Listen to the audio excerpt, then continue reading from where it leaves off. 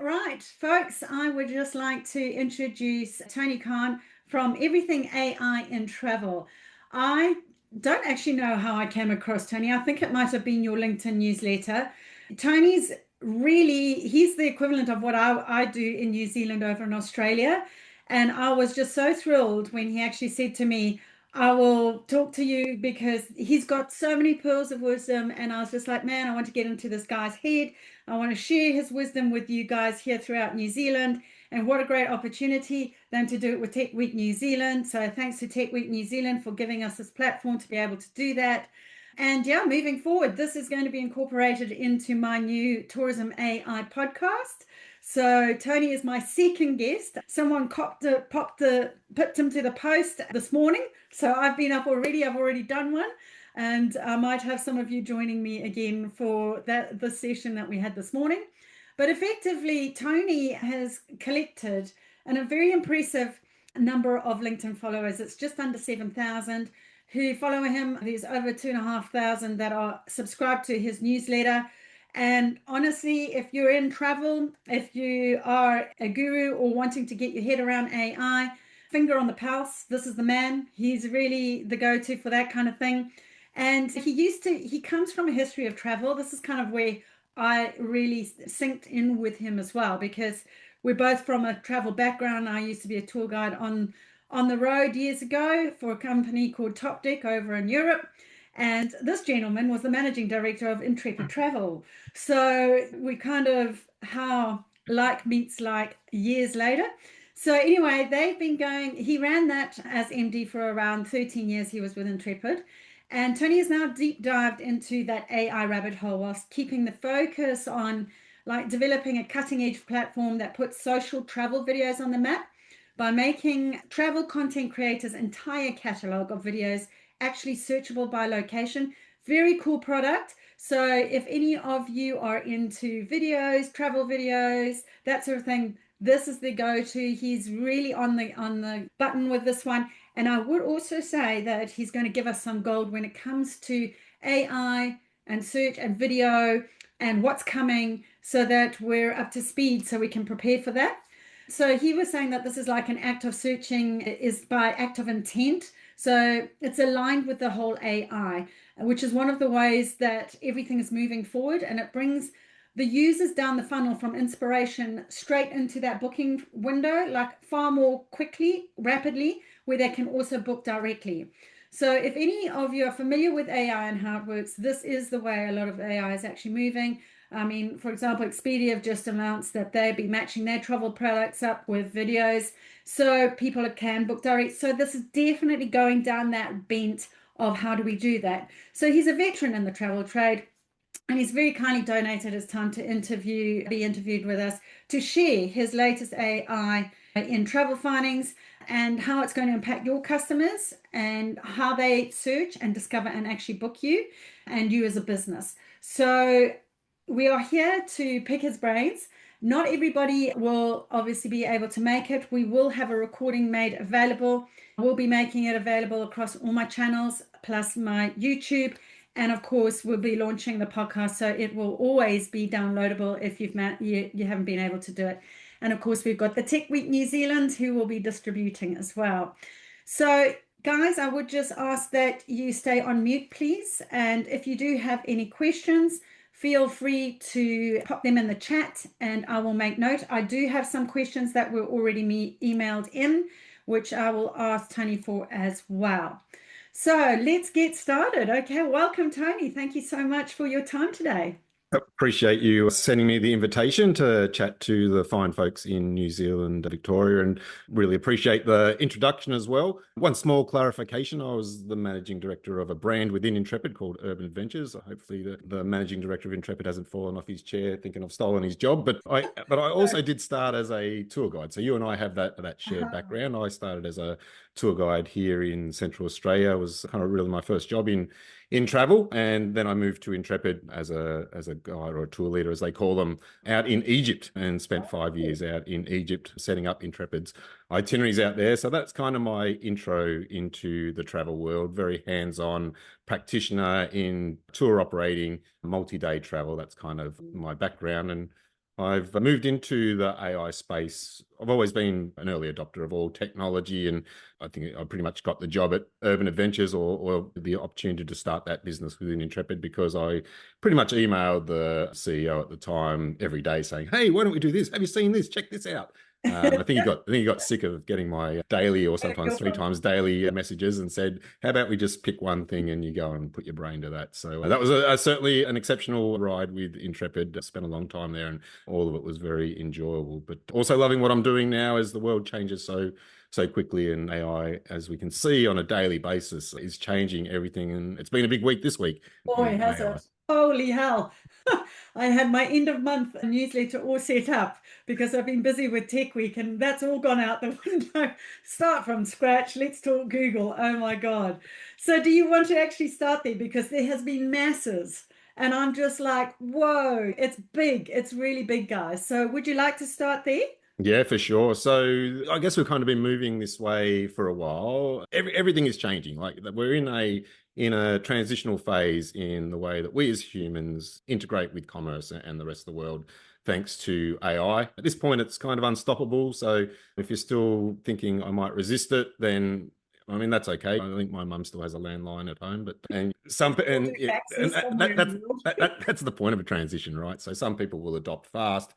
There'll be a large middle, and then some people will be the holdouts forever. So everything that I tell you today is not 100% definite for your business around your website or whatever, but we are in a huge state of flux. And those that have played around with the AI tools, the consumer-facing ones like ChatGPT, have kind of already been on that ride now for a year and a half or a little bit longer.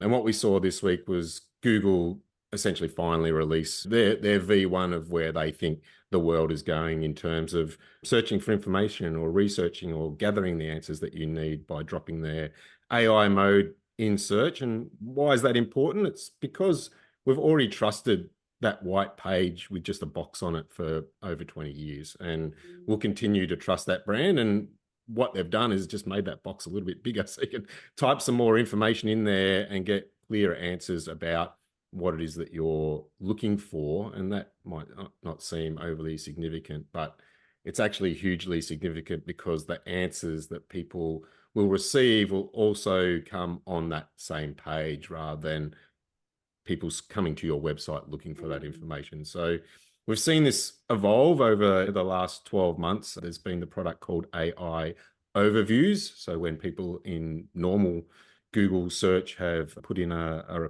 search query, the top response has actually been what AI thinks the answer to that question is. And for a lot of people, that's been enough, right? That's been, okay, there's my query answered, and therefore I don't need to click any of these blue links below to try and find out more information because I've got the answer that I need. And what's happened with the new AI mode on Google is that, yes, you're still getting this AI overview answer, but then they're now populating the other relevant information that they have access to. And they're Google, right? So they own Maps, they own YouTube, they own Google Things to Do if you're in the travel world like we are. They own shopping, and they're able to get the context of what your query is about and filter in to a really lovely user interface all the answers that you could possibly need, including reviews, because validation is a huge part of the buyer journey. And it can all just happen on one page. So the implication there is that people may never leave Google for all their informational needs. And the real kicker this week for me, and I don't know what you thought, Victoria, but the real kicker for me was that the transaction can now happen on the Google page, right? So you don't even need to go to the brand website and check out, because Google will have an AI agent connected to Google Pay that will take care of that transaction for you. And you can set that up to be just automated. Like, I trust my agent. We've had a chat about what it is that I want, and it can buy this thing for me. Or it can come to the consumer and say, okay, here's all the info. This is your best option. It's $2.99. Shall I buy it? And you just go, yes, and walk away, and it all gets done for you. And that is just a fundamental shift in the way that we've done things in the past. What were your thoughts, Victoria?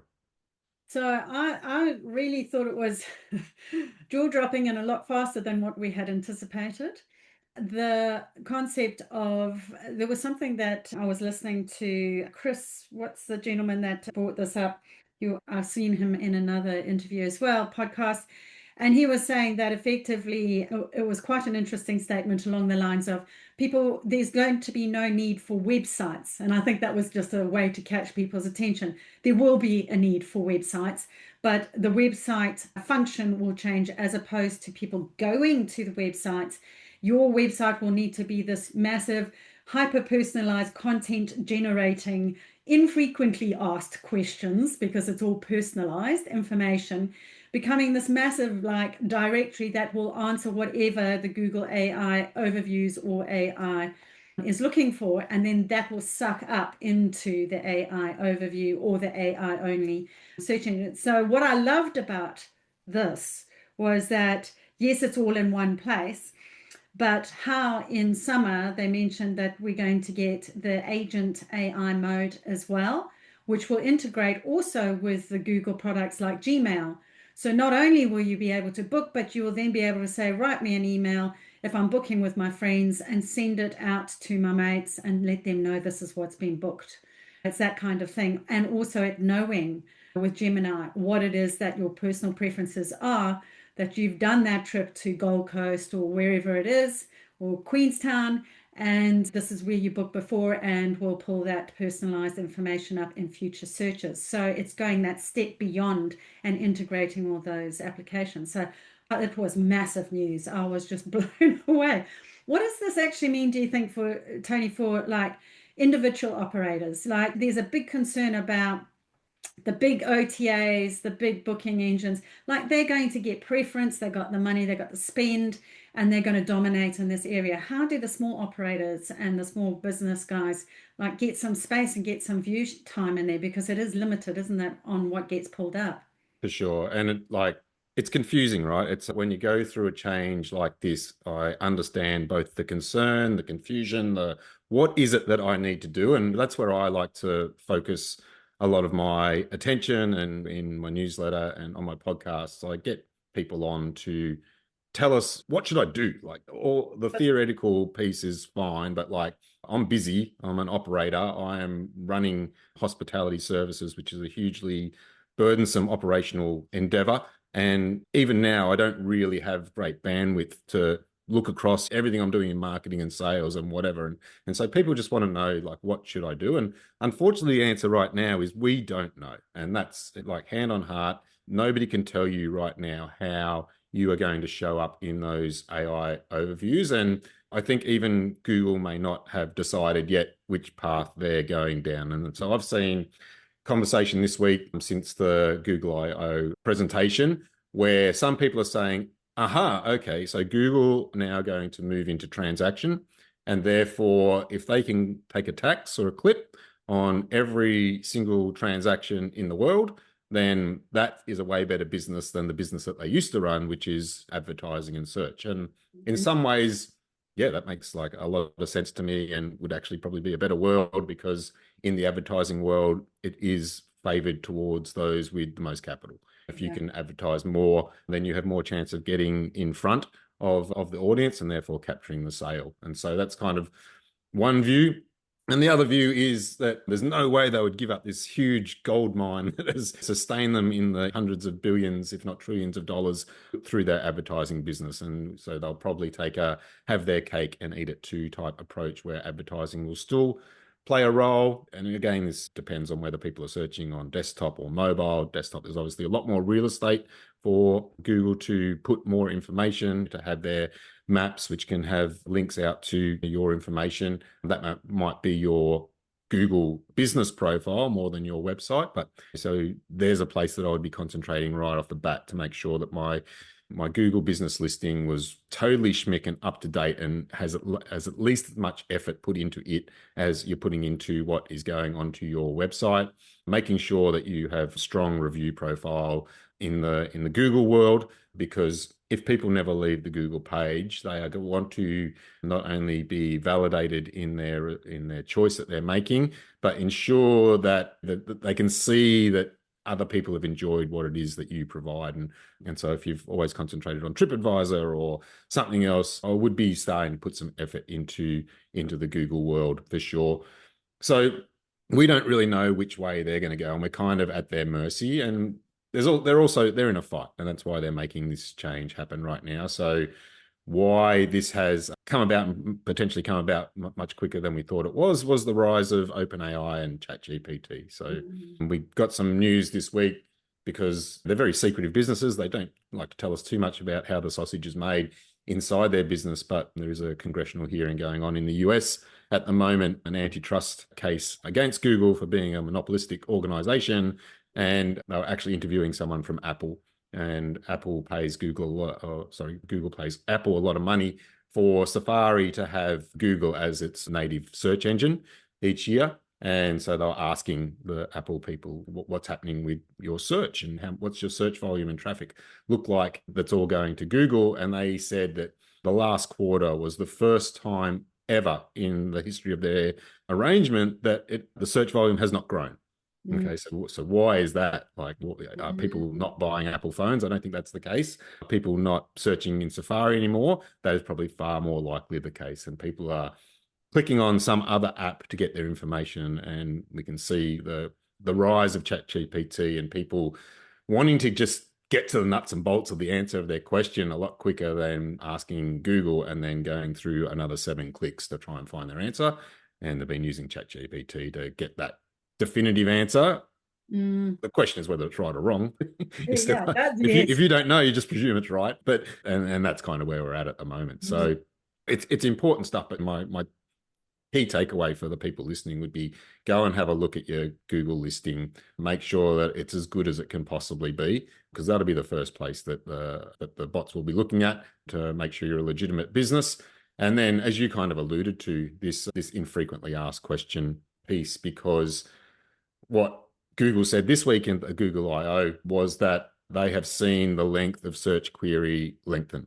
Right. So we used to type 4 or 5 words to get our result and then start to work our way through the links and find out what it was that we really wanted. Now we're being trained to be far more considered in actually what we ask up front. And so we're putting a lot more detail into the question that we ask.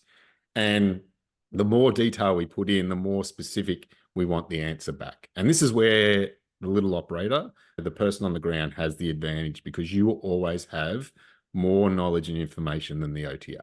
Right. So that's your advantage. And so if somebody is asking for a specific set of amenities in a specific destination, Booking.com will have their set of amenities, Expedia will have their set of amenities, and you've provided that to them. But if you have that in a different format with longer descriptions or a more extensive list than what they're able to put out, then the AI may well see that you are the true source of truth and bring back your information. And then that agent may then go and connect to your direct site to make that sale and drive more direct bookings. And that's what we hope will happen, of course. Wow, so much gold just in all of that I was writing. But there were a couple of things there. The Google query length, that was interesting that they mentioned with a new agent, with the new AI mode that we're going to have with Google, is that you will be able to ask up to 10 questions in one go. So, and the other thing that I was drawn to as well is that we're no longer going to have that linear search approach happening with Google, where it's multi-search. So it's that fan out approach. They talk about the fanning out side of it. So as opposed to just asking one single query, they say Queenstown hotels, what availability are there? You might go, how do I get there? What do I do when I get there? Where do I eat? Where do I stay? And you put it all into one query. So you can ask up to 10. And then it's like talking to a whole bunch of little AI bots who then go running off, and they all go and do their little work. One will do the flights, one will do the hotel, one will do the car, one will do whatever it is, and pulls it all back up into that AI overview. So it's really going down that super personalized route, isn't it, Tony? I mean, that's how I'm seeing it at any rate, which I thought was absolutely fascinating. And the other point that I wanted to bring up as well, in line with what you were saying too, is that the gentleman that you were talking about, Eddie Q, and that whole antitrust case with Google and Apple, it just totally said what I've been trying to say for months now, how he was saying that effectively they're looking at discontinuing their relationship together. I think they get paid, is it 10 million or 20, not million, $1 billion a year to actually be the default browser on Apple devices.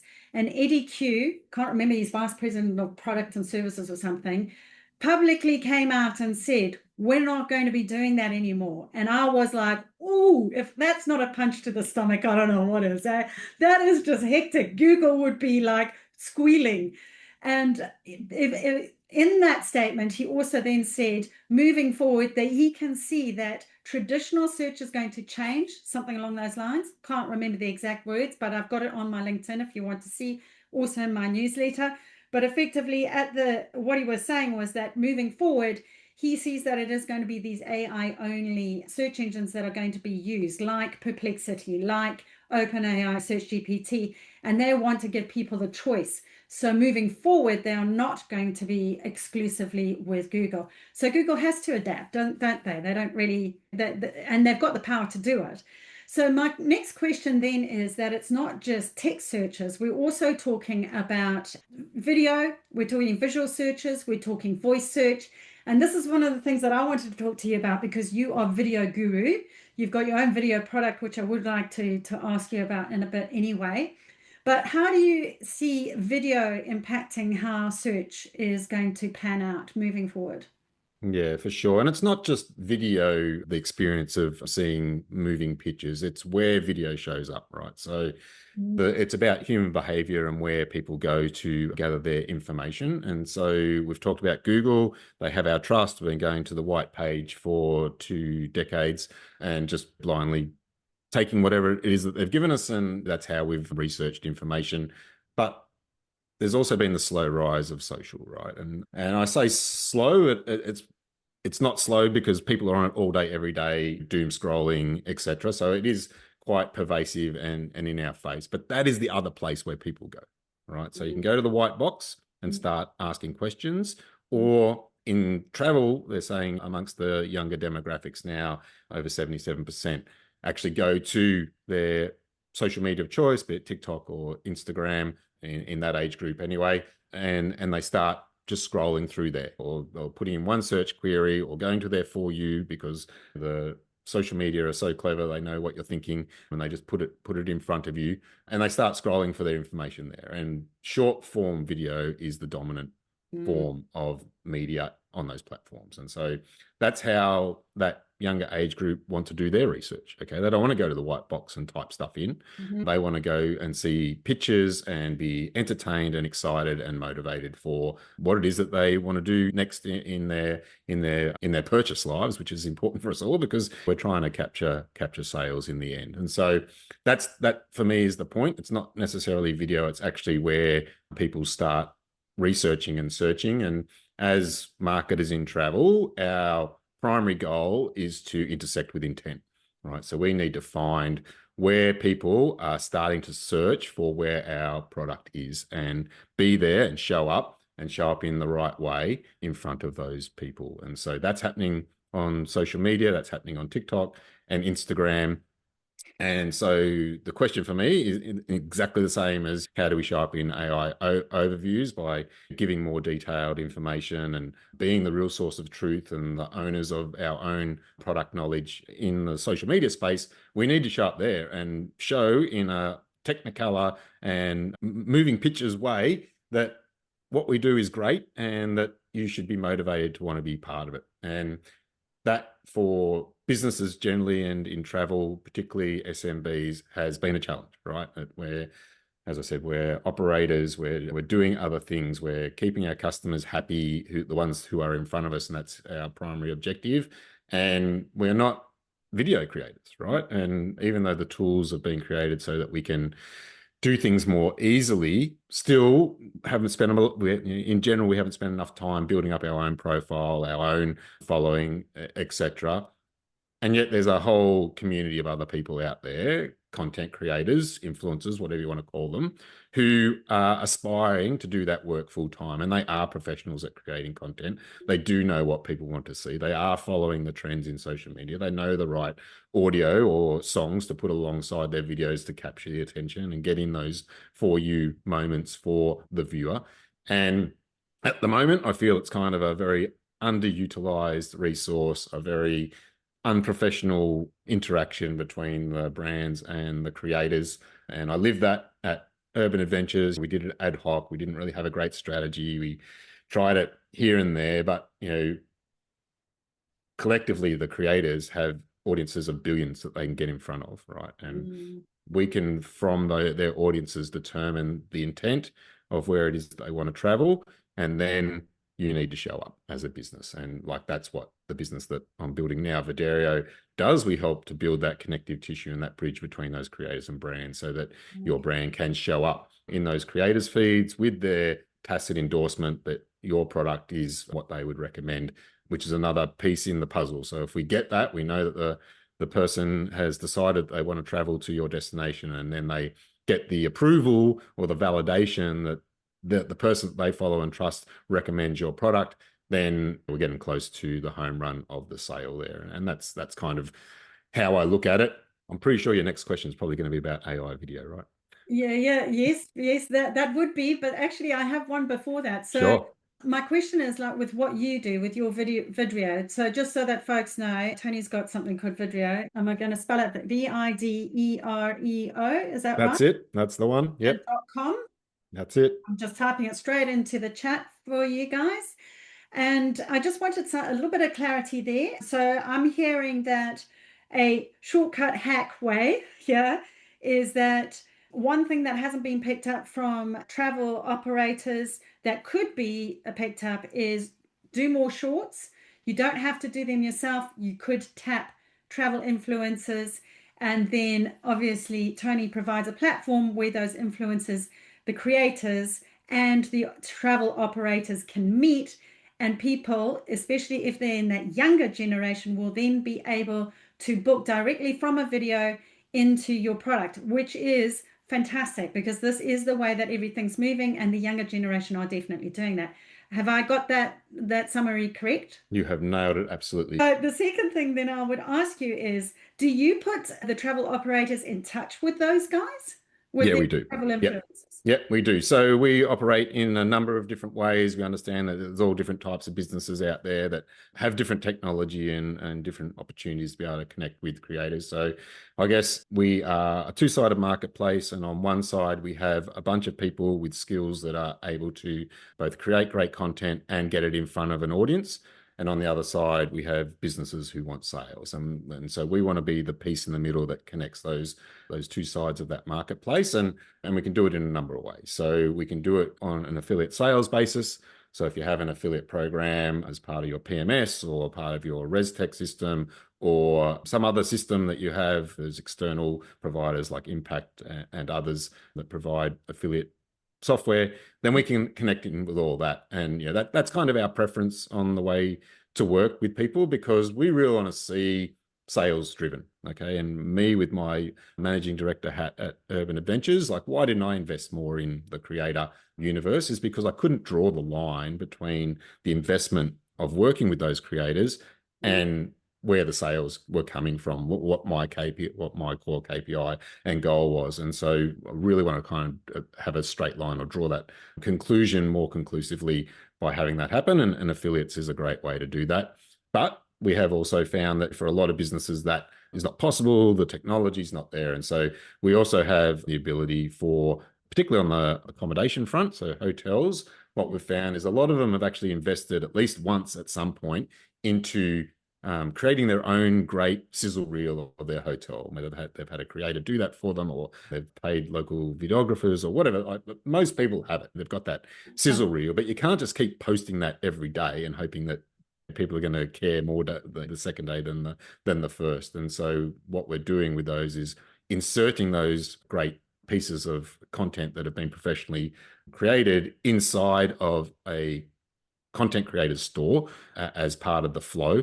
And we work there on a cost per click basis by sending the traffic directly to your website. And we also have a CPM business where you can pay per 1,000 views of your video within their stores. So we are all about content creation. We're about using creators, but we're mainly about getting in front of new audience, right? So the average of our creators in our network, their average following is 30,000. And so it's an opportunity to get in front of 30,000 new people that don't know your business exists by being part of their storefront.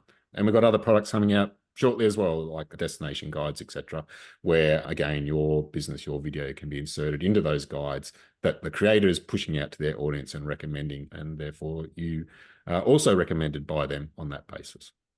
Okay, so would it be possible for you to walk with me on this wee journey of from A to B? All right, I've got a hotel, and I'm going to make it up. It doesn't exist, just so the Hush Haven Hotel in Queenstown. Yep. And I want to be on your platform and have these short form videos done.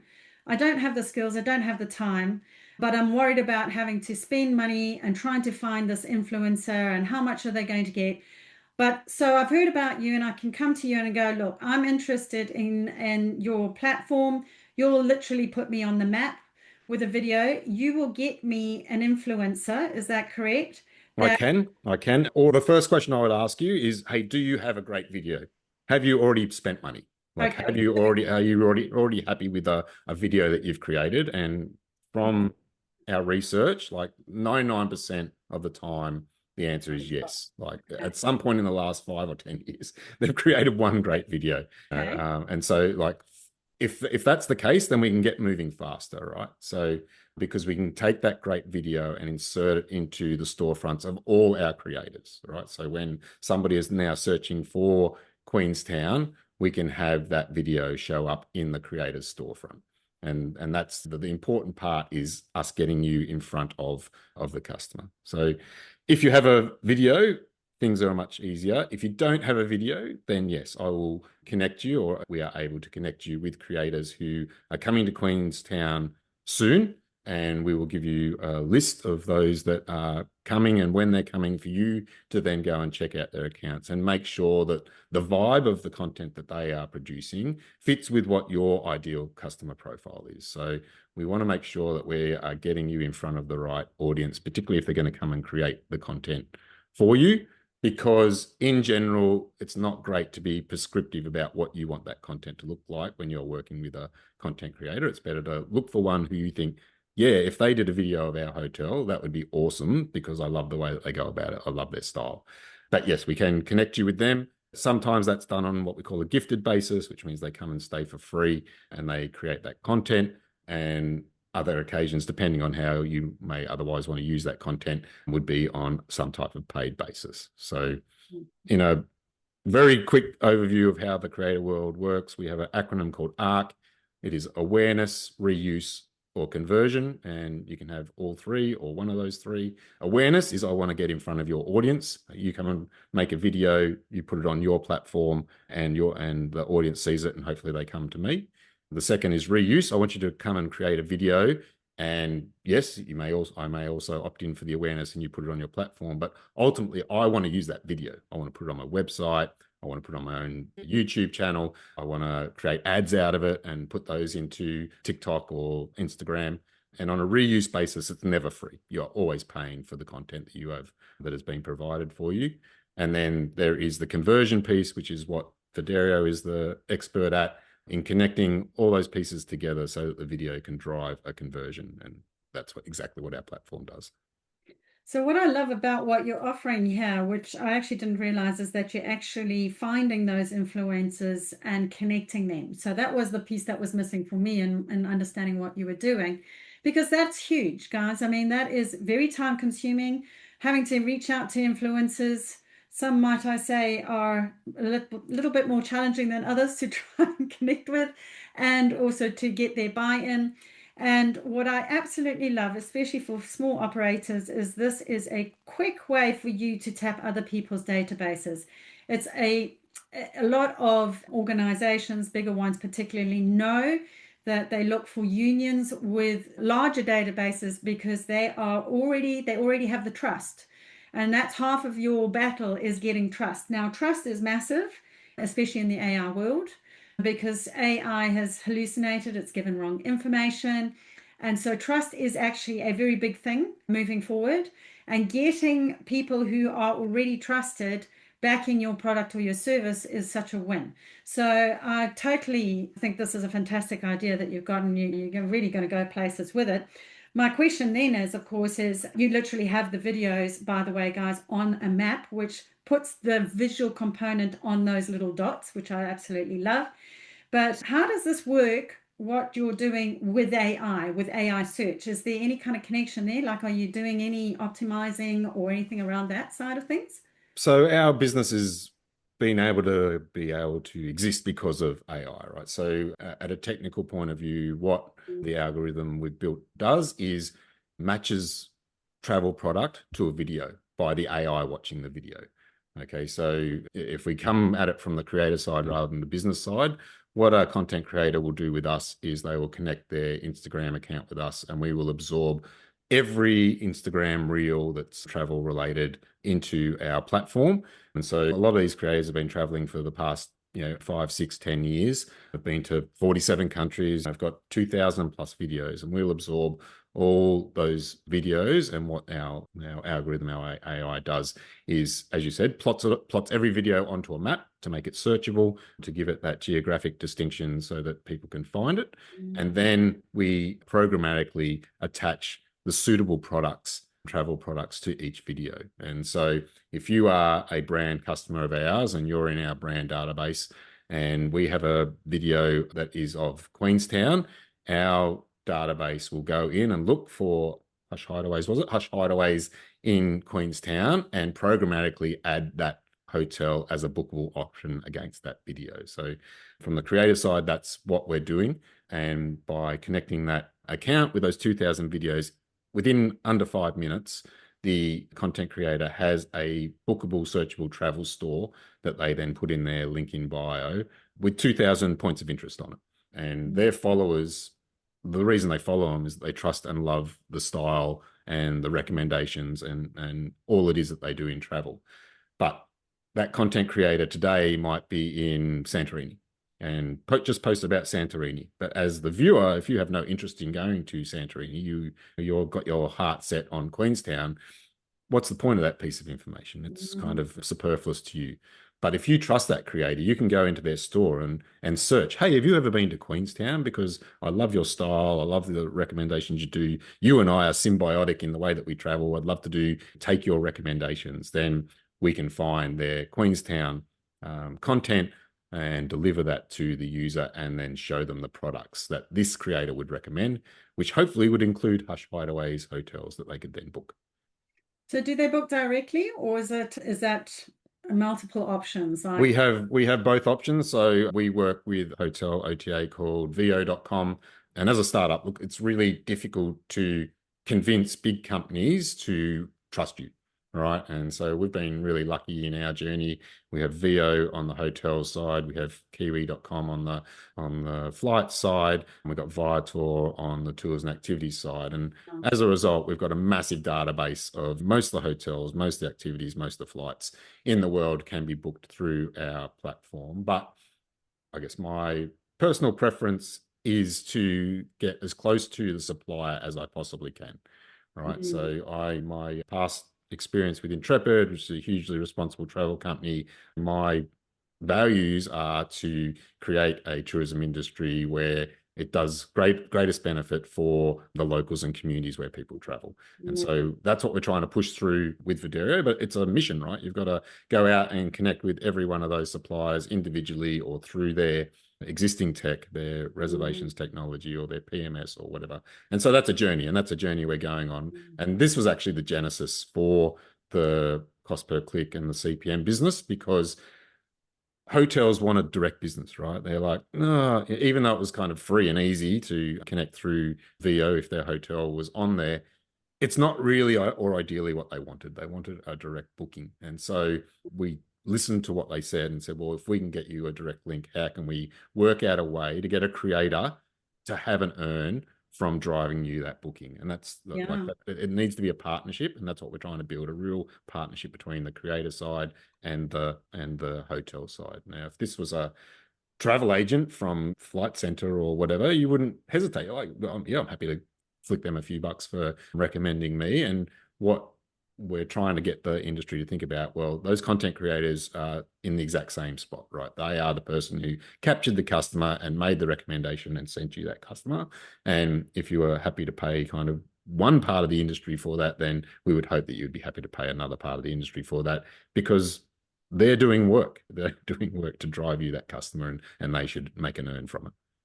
I fully suspect that you guys are going to be extremely popular soon with creators because of the new Expedia release. You're familiar with that, aren't you? I think I can't remember where I read it, might have been something that you wrote, but I would love to know your take on what Expedia is doing. Maybe you can explain for the audience what is happening and how this might impact if you're a travel influencer or creator. What does this mean for you potentially? Yeah, for sure. So we have two big OTAs, Expedia and Booking.com, that have done kind of really strange and somewhat radical things within the past 7 days. So I'm not Yes. sure if you've caught the Booking.com one. It only happened yesterday, but Expedia, let's go back 1 month ago, actually created a product called Travel Shops for content creators, which is very similar to what we do at Videreo. And like, for in some ways, we're like, oh, that's probably not great, because maybe all the creators will go there instead of coming to us. I guess we felt our advantage was that we are product agnostic. We're not just working with one brand, we're working with all of them. And we still thought, no, okay, that's actually some kind of validation that one of the big players would want to move into the same space that we're working in. And so that was fine. And we're like, all right, let's battle that out. And then less than a month later, so in that instance, they're saying, hey, creators, like, we're on your side. Let's work with you and let's build something great together, which is fantastic, because that's the objective and mission that we're trying to build towards as well. And then last week, they came out with a new product that said, send us any video you see on Instagram from any creator, send it to @Expedia via a direct message, and we will send you back a bookable itinerary based on that video. And now this is very close to, again, the product that we've built at Videreo. Image recognition product that will watch a video and determine the best products to add to it that can be then booked. Okay. And which is fantastic. Great. Well done. We know that's hard to do. And so, wow, they've done it as well. The kicker is that when that happens and the normal individual user sends that video to Expedia and then books, the content creator is not compensated at all.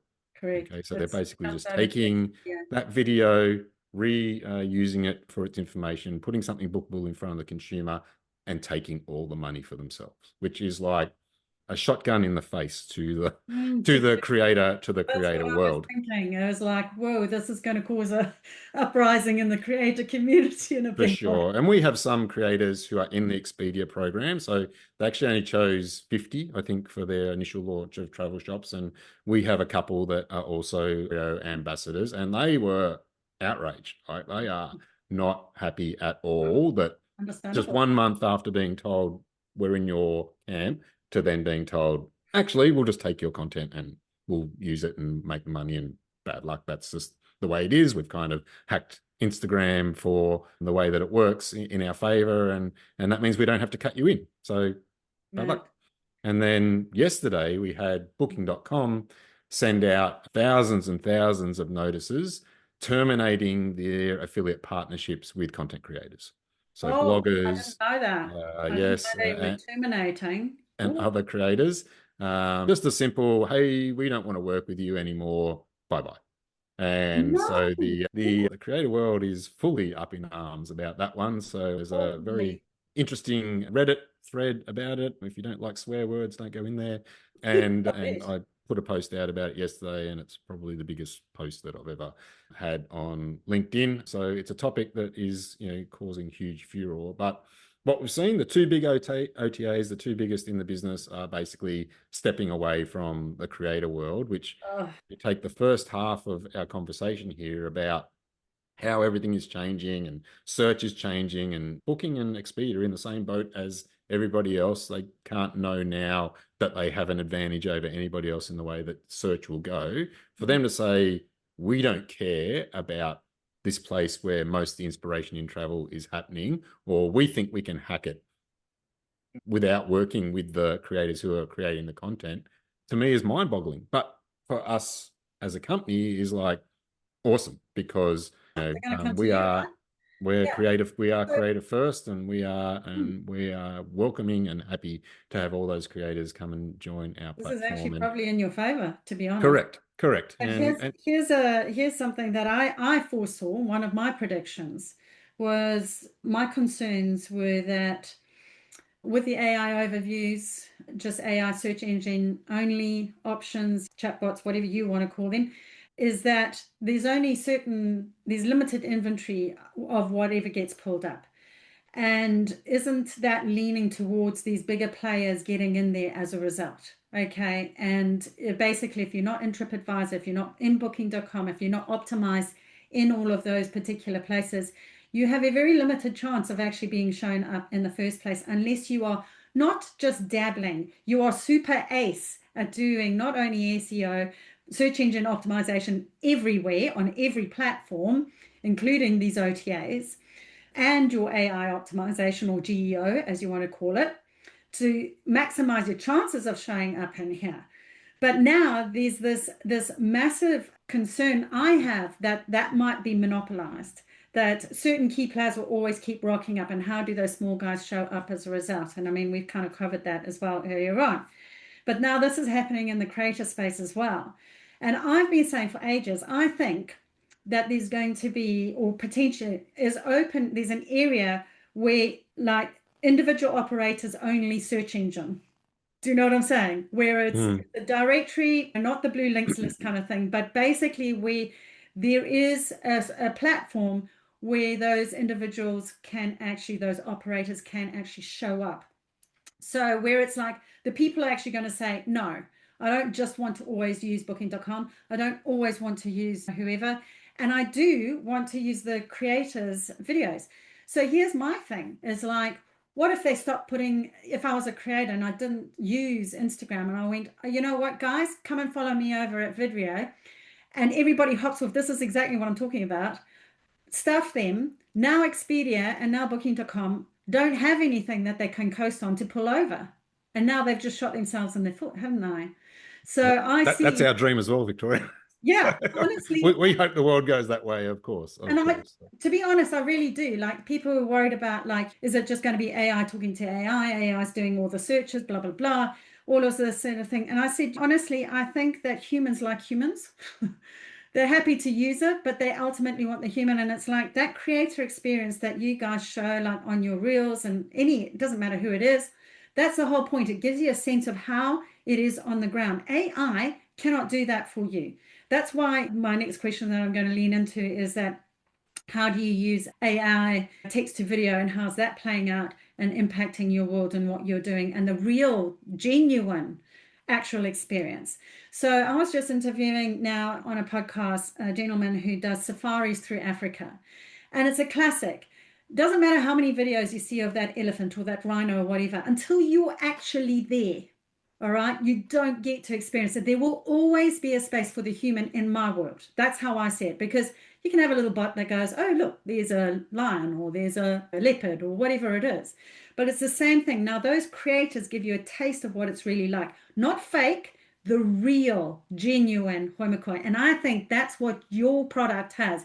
It hooks into the heart of what travel's really about. And I think if we portray that and we stand strong and we say, as creators and as promoters, we stand together on this front and we help the locals, we help the community by bringing money to the community. The values and the intent behind what we do is going to outwin people who do stuff like that. That's how I You're singing from my song sheet, absolutely, Victoria. So, like, and I appreciate that you're saying that. And like, we are betting 1,000,000% on authenticity, right? We believe that somebody who you trust, who has actually been there, who can show you exactly what it was like for them, the good and the bad, Thank you. is what wins, right? And that's like fundamentally that's what we believe, and that's what our entire business is predicated on. So it's already strongly validated in the way that social media is going. AI slop out, authenticity in, show up as your real self.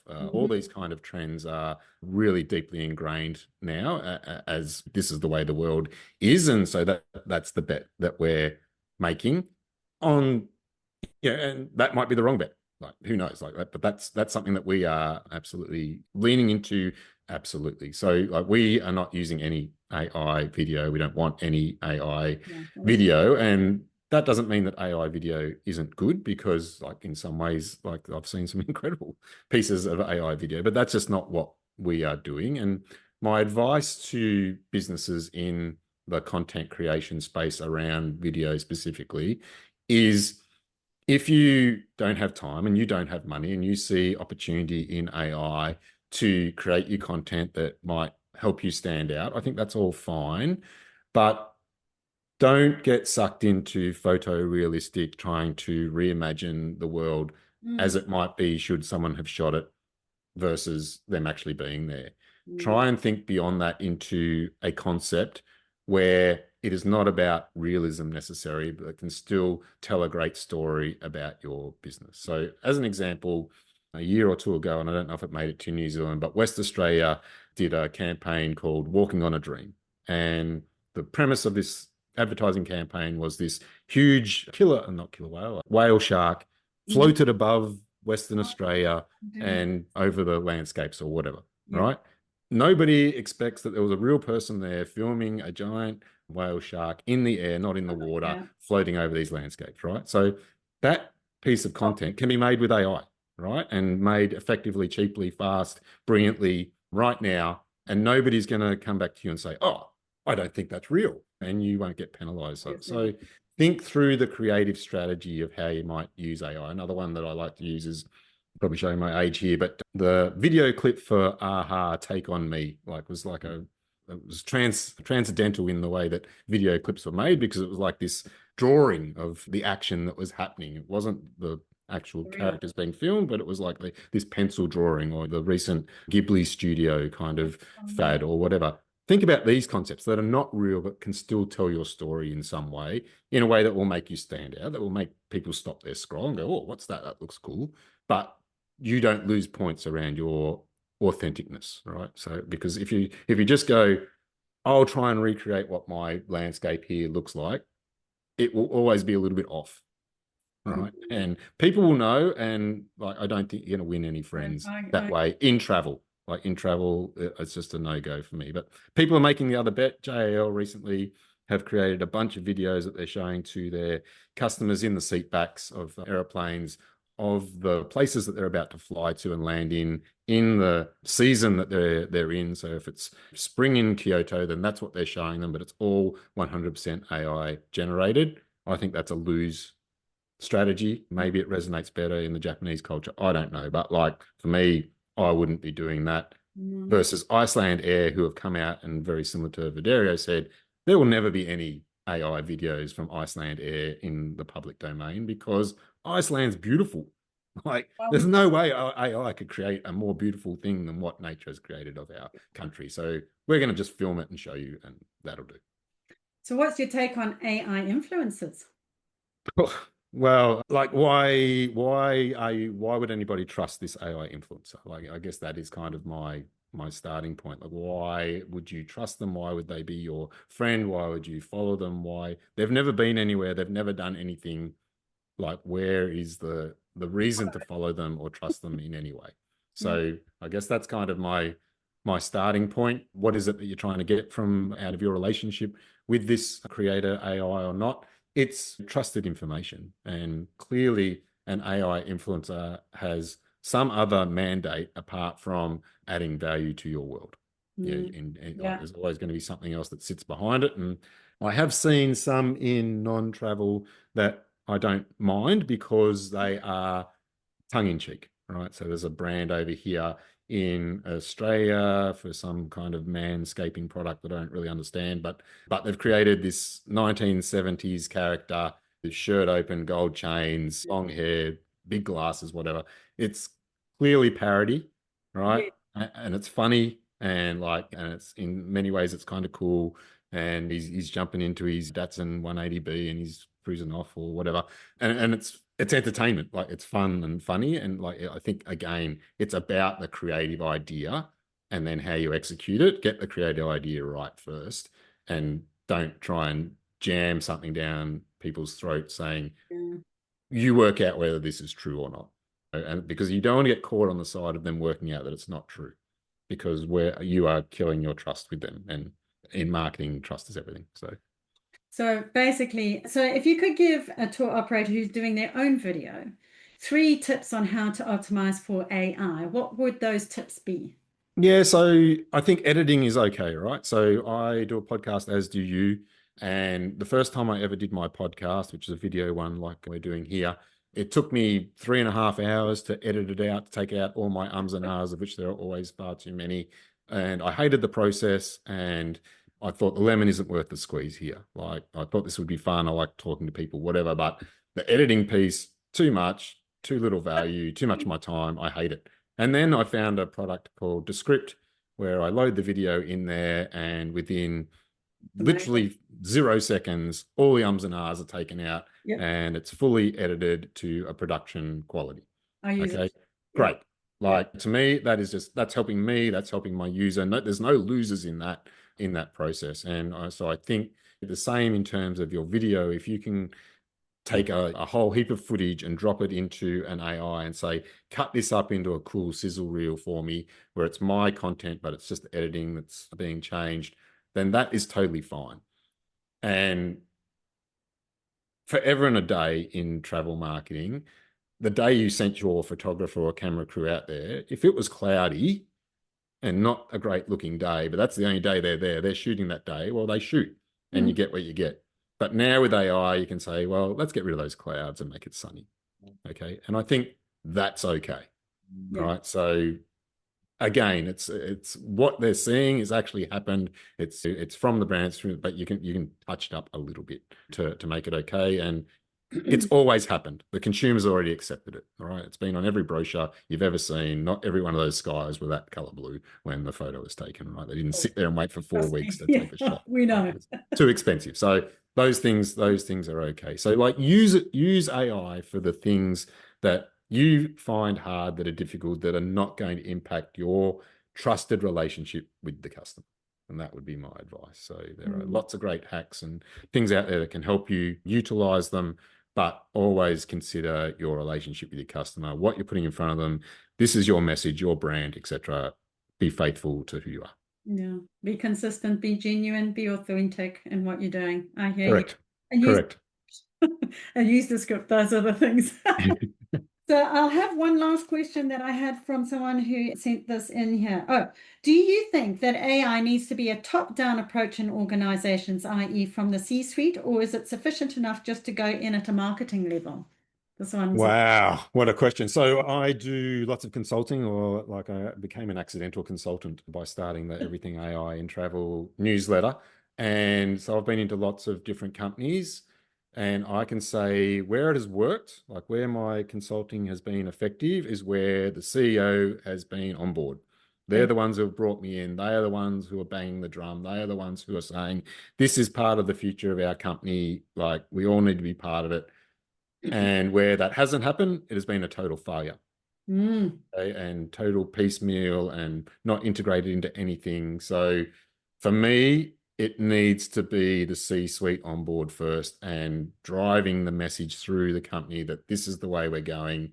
And it doesn't necessarily need to be an authoritarian approach. The best companies I've seen that do this, yes, the CEO talks about it in every keynote, in every communication, in every message, in whatever that you need to communicate effectively. But then on a Friday, when they're having Friday knockoff drinks, they're also having competitions to show who did the best hack this week with AI, who hacked their job best this week to get some sort of shortcut or something happening within their specific workflow of their division or whatever. And through that, everyone else goes, oh, I didn't know you could do that. Can you show me how you can do that? because I have a similar copy paste formatting, whatever problem that takes me 3 hours each week that I hate as well. And so if everybody can lose those time chewing things that they hate out of their work life, then you've got happier employees doing more efficient work. And I think that's good for every company. But in every company, there are already 2 to 3% down the bottom that are using AI all the time for everything, right? They're hacking their lives. You need to find those people. Okay, you need to identify who those are, and you need to bring them into the tent with the C-suite and together work it out. All right. So the C-suite need to bang the drum that this is what we're doing. And these Uber practitioners who are early adopters should be given time to filter themselves out through the company and go and help others to hack their workflows by the stuff that they've already learned. And I've found that when that happens, you end up with really great efficiencies, happy companies, happy employees that are moving forward ahead of their competition. So I agree. I totally 100% agree with you. So one of the things that, I find that when I've been chatting with folks is that if they go in at a marketing level, they're only wearing the marketing hat. So the software that gets adopted, the AI that gets adopted is all leaning towards marketing. And of course, I'm in AI marketing club, so it is predominantly marketing. So as by default, people will think it's just a marketing issue. However, if you went to the IT section, they would do all IT related. If you went to accounts, it would just be the accounting with the accounting hat on. So it's not good for the whole organization. It's just good for that part of the organization, which is why, as you identified, the C-suite need to get involved because they are the bird's eye view. What's going to work across the organization is actually important. So totally hear you. And I love that how you were saying the most success you've had is with those who are driven from the top, but also incorporate those who have already adopted and running with it and finding out and then sharing those ideas across the board. So I love that. I think that's amazing. So I'm just sure. Just one other thing I'd like to add there. This is not a technology thing, right? Do not say CTO figure this out for us, right? This is a platform change in the way that commerce works, right? You cannot just say IT figure this out for us. Okay, this is a strategic change for your business, and the C-suite needs to be involved in thinking about it because you don't need strong technological skills to be able to work AI. No. Right? You need imagination. You need to understand your business well, and then work out how it can help your business. Exactly, and the correct training, the education for those specific things that you actually do. So like that's what I specialize in, obviously, with my AI marketing is mainly the marketing stuff. But I couldn't help you in the other areas. You have to consult on that on a different level, don't you? For sure. So amazing. I mean, this has been awesome. So I'm just going to recap here. You gave us some fantastic ideas on, well, not just the information of what's coming down the pipeline, but how video is impacting AI search, how you slot into that, how creators have been treated or mistreated. And this is an avenue to help with that. And also what I love about what you're doing as well is that you connect people who are very busy. They don't have time. Quite often they don't have the desire or the spend to a platform where you can get mass exposure at low cost or no cost, or low cost because depending on how you sign up for. But you cater for all of that just in the one platform with what you're doing. And people are so visual, which is tapping into that short form video. It's an avenue where you don't even have to create the videos yourself.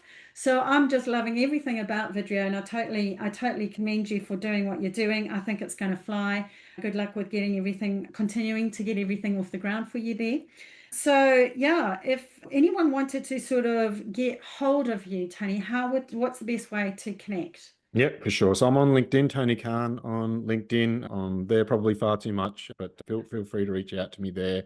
I have a newsletter, Everything AI in Travel. It's a weekly roundup of all the big things that are happening that are related to AI and travel. I go out and do the work and research for you and just bring you back the highlights once a week. If you connect with me on LinkedIn or go to my profile on LinkedIn, you'll be able to sign up for the newsletter directly out of my profile.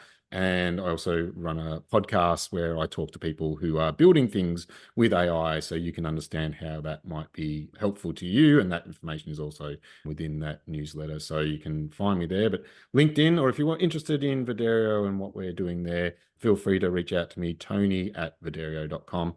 More than happy to chat with anybody about their business and what it is they're doing. And just a final takeaway from me for the day is really understand what your unique sales proposition is and really emphasize that in the content that you create for your website, for your Google business profile, for everything. If you are, well, we're just kind of the same as the hotel down the road, that's not going to fly, right? You need to know what it is that you are the specialist at, what you are the best at within your demographic and your geographic region. And you need to spell that out really strongly so that when people are searching for those exact things, that you show up in those AI overviews, because the AI has clocked that you are the specialist for exactly that, and then you'll be recommended. Yeah, fantastic. And that's wonderful advice. In fact, that echoes just what I had in my previous podcast on that very same note. If you think about AI, when it does its searches, it's a huge, massive, multiple databases that it's tapping, video, text, etc., directories, reviews, all the information across the board. If you're just vanilla, if you're just across the board like everybody else, why would it pick you? So you have to be something very unique and then harp on about it and have that across all your platforms, not just like video, just not one little blog. Just keep on talking about why you're so amazing. Try and get reviews that mimic whatever it is that you're so unique for. And that's what I have noticed personally, that AI is pulling up unique, because they're looking for, here's some information, but you're specifically known for, and they will pull out of the weeds those people that are unique. So big tip, I would say, really go hard after that unique factor. I mean, I mimic that as well. And yeah, I really appreciate your time here with us today, Tony. You've been amazing as always. I totally suggest go and subscribe to his letter. It's full of gold. I do one as well, but Tony's on the same bench. It's like, he's very passionate. He's more generic than I am. I'm all about the marketing specifically for travel. But if you want that broader, like, step into the travel AI across the board, Tony's your man. He is a guru, and very much so on the video side. So all the best with your project and getting that up and running and further exposure. I think it's gold. I think you're a winner, and creators going to love you. And I think we will win. We will win as the outrun. Totally. For sure. I'm rooting for you. Thank you so much. I really appreciate the invitation, and for everyone who are listening today, yeah, thanks for the attention. And as I said, reach out. We're here to help. Fantastic. And I'm sure we will connect again at some stage in the future, Tony. You take care and have a wonderful day. Beautiful. Thanks so much, Victoria. Thank you. Bye. Thanks, Tech Week New Zealand. And thanks for everyone joining us today. Take care and have a great weekend.